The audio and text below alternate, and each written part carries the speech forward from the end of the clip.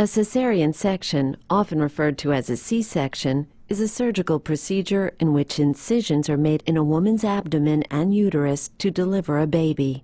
Some cesarean sections are planned. More often, however, the need for the procedure becomes apparent after the onset of labor when abnormal conditions make a vaginal delivery unsafe for the mother or her baby.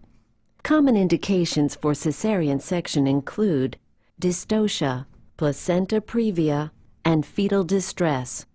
Dystocia, or prolonged non-progressive labor, can occur when the baby's head is unable to fit through the birth canal or its body is in an unfavorable position, such as perpendicular to the birth canal or buttocks first, which is the breech position. Placenta previa occurs when a low-lying placenta partially or completely blocks the cervical opening.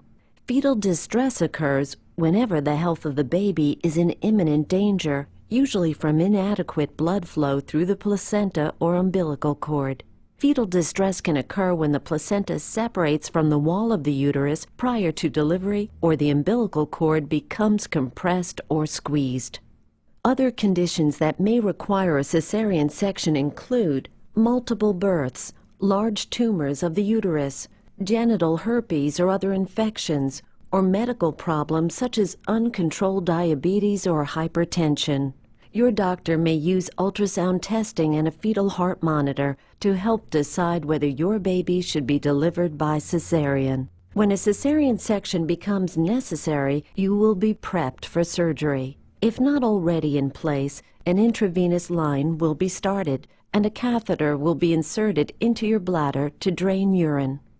In the operating room, you will be given anesthesia. In most cases, a spinal anesthetic is administered to numb the lower portion of your body.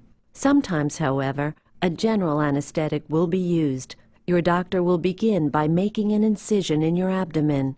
It will either be a vertical incision from just below the navel to the top of the pubic bone, or more frequently, a horizontal incision across and just above the pubic bone. This is often called a bikini cut. Your doctor will then make a second incision on the lower part of the uterus. Once the uterus is opened, your doctor will rupture the amniotic sac if it is still intact and deliver the baby. The time from the initial abdominal incision to birth is typically 5 minutes. Your doctor will then clamp and cut the umbilical cord. Gently remove the placenta and tightly suture your uterus and abdomen. This typically takes about 45 minutes. The hospital stay after a cesarean section is usually 3 to 5 days. During this time, you will be encouraged to breastfeed, nap when the baby sleeps, and get out of bed often. While most patients are able to take care of their new baby soon after the procedure, full recovery may take 6 to 8 weeks. Your scar will lighten as it heals.